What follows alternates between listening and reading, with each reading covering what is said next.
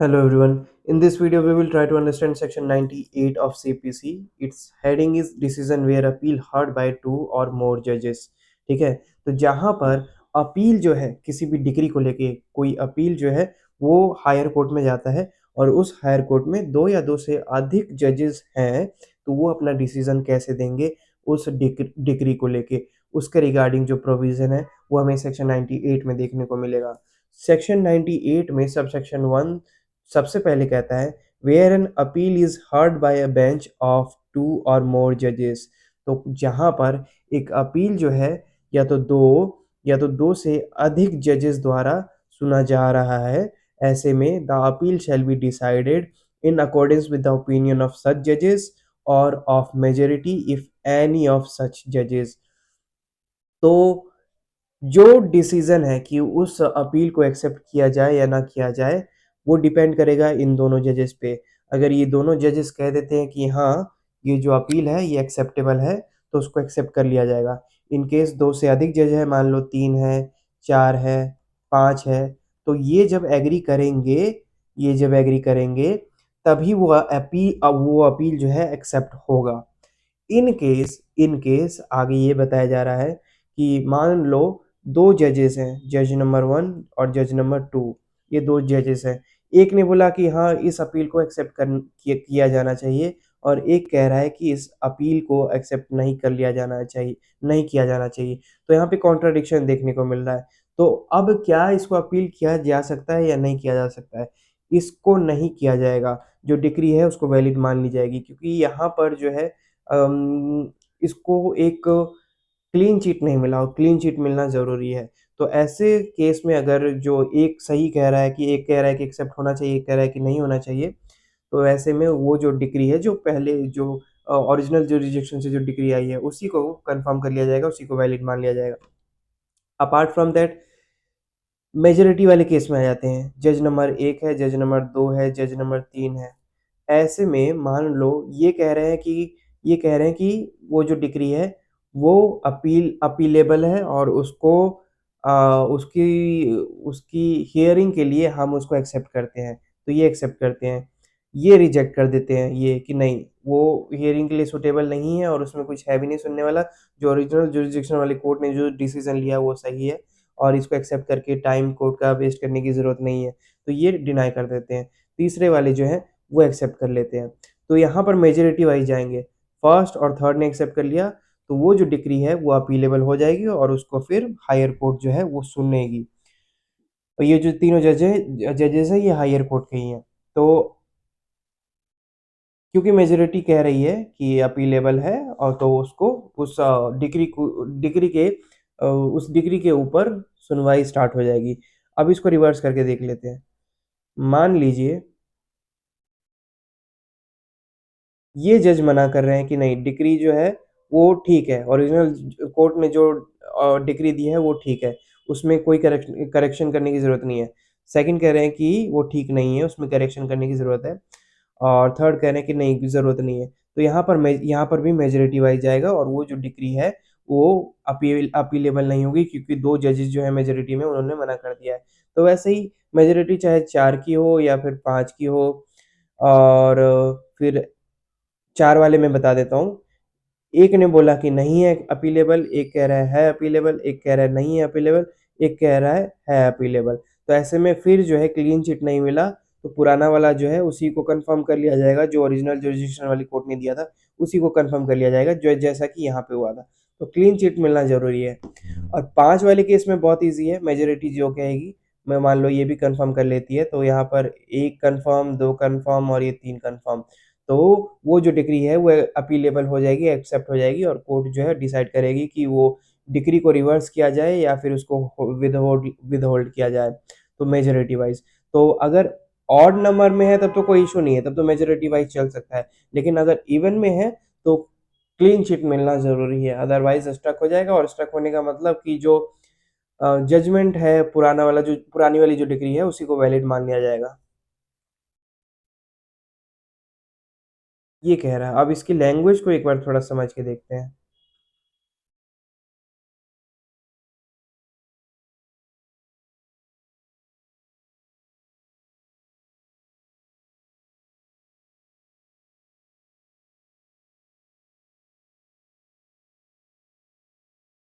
इसको फिर से समझ के देखते हैं। When an appeal is heard, कोई भी अपील जो है वो सुना जाएगा by a bench of two or more जजेस, दो या दो से अधिक जजेस द्वारा।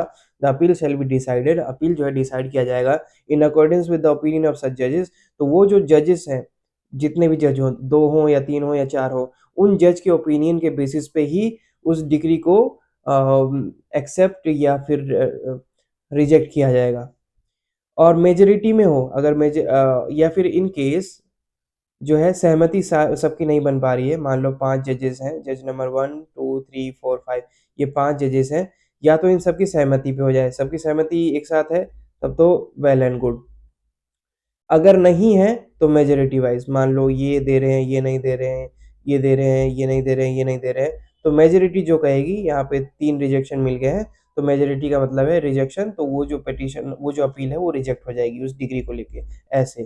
तो या तो अगर सबकी कंसेंट मिल रही है तब तो अच्छी बात है, और कंसेंट अगर नहीं मिल रही है तो मेजॉरिटी वाइज। इन केस ऐसा ऐसा बेंच है जिसमें मेजॉरिटी डिसाइड नहीं हो सकता, फॉर एग्जांपल इवन वाला, तो जज नंबर 1 एंड 2, तो ऐसे केस में दोनों का ही एक कॉमन पॉइंट पे आना ज़रूरी होगा। अगर नहीं आते हैं तो जो पुराना वाला जो डिग्री है उसी को कंफर्म कर लिया जाएगा, उसी को एक्सेप्ट, उसी को सही मान लिया जाएगा। अब इसका एक सॉल्यूशन भी है। मान लो दो जजेस जो हैं एक पर्टिकुलर लॉ को लेके, एक पर्टिकुलर लॉ के पॉइंट को लेके डिसएग्री करते हैं एक दूसरे से, तो वैसे में उस पर्टिकुलर लॉ के लिए, ये जो पर्टिकुलर, मान लो ये पर्टिकुलर लॉ है, इसके लिए इसको दोनों अपना अपना कंसर्न बताएंगे कि हमें इस पर्टिकुलर लॉ में इशू आ रहा है, और फिर ये सेंड कर दिया जाएगा एक तीसरे जज के पास, जो कि एडिशनल जज हो जाएगा। और ये जो एडिशनल जज है, ये अपना पॉइंट ऑफ व्यू बताएगा उस पर्टिकुलर लॉ के ऊपर, और इसका जो ओपिनियन है वो तो या तो ए से मिल जाएगा, नंबर 1 से मिल जाएगा, या नंबर 2 से मिल जाएगा। जिससे भी मिलता है तो मेजॉरिटी में आ जाएगा। अब मेजॉरिटी यस कहती है, नो कहती है, उसके अकॉर्डिंग ही जो डिक्री है वो अपीलेबल होगी या फिर रिजेक्ट होगी। ठीक है। अब इसको फिर से मैं एक क्विक वे में समझा देता हूँ। जज नंबर 1, जज नंबर 2, इन दोनों की सहमति होनी चाहिए, तब जाके जो डिक्री है वो अपीलेबल होगी उस हाई कोर्ट में, और वो सुनी जाएगी। इन दोनों के एग्रीमेंट, दोनों का ही म्यूचुअल कंसेंट होना चाहिए। अगर इन केस में नहीं है और किसी पर्टिकुलर लॉ से रिलेटेड है, किसी पर्टिकुलर लॉ पे जाके अटकता है, तो ऐसे में ये दोनों अपना अपना ओपिनियन जो है एक थर्ड जज को बताएंगे, और फिर वो थर्ड जज जो है या तो फर्स्ट से एग्री करेंगे या सेकंड से एग्री करेंगे, और उसके बाद मेजोरिटी वाइज जो है फिर वो डिसाइड किया जाएगा कि वो डिक्री जो है वो एक्सेप्टेबल है या नहीं है।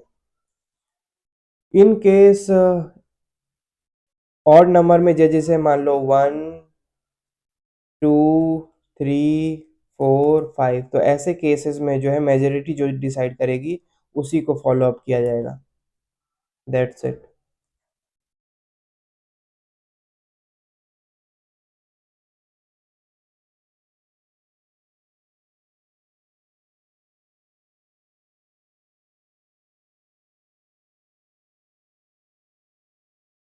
Let's see. ये तो पहला पॉइंट था। दूसरा है where there is no such majority which occurs in a judgment varying or reversing the decree appeal from such decree shall be confirm. ये मैंने वही बताया कि जहाँ पर मेजोरिटी नहीं बन पा रही है, मान लो एक जज नंबर 1 एंड जज नंबर 2, यहाँ पर मेजोरिटी कैसे होगी, इवन नंबर में मेजोरिटी कैसे होगी, अगर एक हाँ कहता है एक ना कहता है, तो वैसे में वो डिक्री जो है, जो आई है, वो कंफर्म मान ली जाएगी, मतलब वो पुरानी वाली ही सही मान ली जाएगी। उसमें कुछ चेंज नहीं कर सकते हैं फिर। अब उसी का एक्सेप्शन बता रहे हैं, लेकिन हाँ, इसका एक एक्सेप्शन ये है, provided that where the bench hearing the appeal is composed of two or other even number, तो इवन दो नंबर, या तो दो है, जज नंबर 1 एंड 2, या तो इस ऑर्डर में है, या फिर कोई दूसरे इवन नंबर के ऑर्डर में है। मान लो ये इवन नंबर हो गया, उसके बाद फिर ये इवन नंबर हो गया, तो ये सारे इवन की सीरीज़ में है और इवन की सीरीज़ में जब भी ऐसा कोई मैटर आता है, तो वैसे में composed of two or other even number of judges belonging to a court consisting of more judges than those consisting the bench, and the judges composing the bench differ in opinion on the point of law, they may state the point of law upon which they differ, and the appeal shall then be heard upon that point only by one or more of other judges. तो ये जो even number वाले जजेस हैं, जब इनके बीच में एक कंट्राडिक्शन आ जाता है, स्प्लिट हो जाता है, 50-50% हो जाता है, तो ऐसे में ये अपना अपना ओपिनियन राइट डाउन करके तीसरे या तो एडिशनल जज के पास भेजेंगे। अब वो एडिशनल जज सिंगल भी हो सकता है या फिर एक से ज़्यादा भी हो सकता है। फिर वो अपना ओपिनियन देंगे, वो जजेस जो है, एडिशनल जजेस जो है, अपना ओपिनियन देंगे। एक है तो अपना ओपिनियन देंगे और एक से अधिक है तो वो सभी अपना ओपिनियन देंगे और फिर मेजॉरिटी वाइज वो उनका ओपिनियन और पुराने वाले स्टार्टिंग वाले जज जो हैं अपील में, उन दोनों की मेजॉरिटी जो है वो डिसाइड करेगी कि वो जो डिक्री है वो अपीलेबल है या नहीं है। इसको एग्जांपल के थ्रू समझते हैं। ये 4 जजेस हैं, अब इनको डिसाइड करना है कि वो जो डिक्री आई है वो अपीलेबल है या नहीं है। तो ये कहती है हाँ, ये कहती है अपीलेबल है, ये कहती है नहीं है अपीलेबल, ये कहते हैं नहीं है अपीलेबल। अब ये चारों अपना-अपना पॉइंट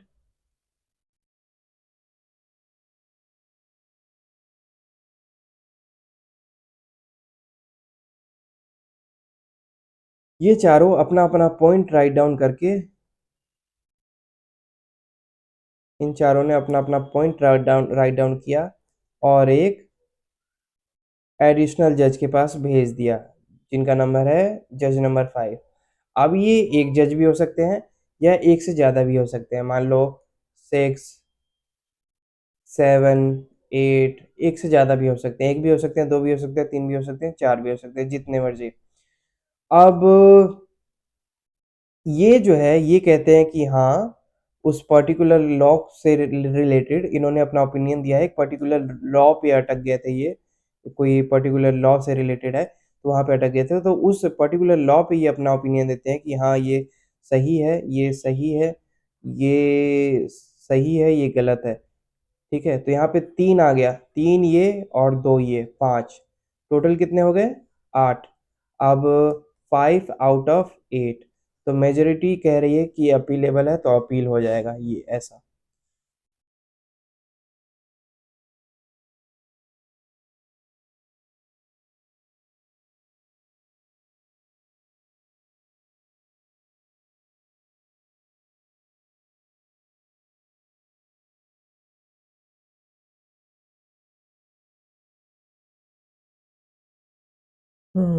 ये कह रही है।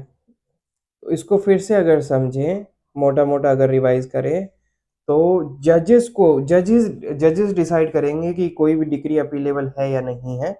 उनको एक म्यूचुअल कंसेंट उनका होना चाहिए। इन केस इवन नंबर में है, तो और डिस्प्यूट अराइज़ होता है, तब तो फिर वो जो पुरानी वाली डिक्री है उसी को वैलिड मान लिया जाएगा।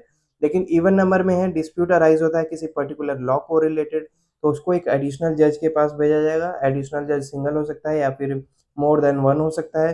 फिर उन एडिशनल जज का और ये वाले जज का दोनों की मेजॉरिटी देखी जाएगी। मेजॉरिटी में जो अगर कहेंगे कि हाँ, अपीलेबल है तो उसको एक्सेप्ट कर लिया जाएगा। कहेंगे कि नहीं, वो ओल्ड जुरिडिक्शन वाले कोर्ट का ही ओपिनियन सही है तो उसको रिजेक्ट कर दिया जाएगा। Totally based on opinion totally based on majority. So this was the provision of subsection 2 of section 98. Subsection 3 कहता है nothing in this section shall be deemed to alter or otherwise affect any provision of letter of patent of any high court.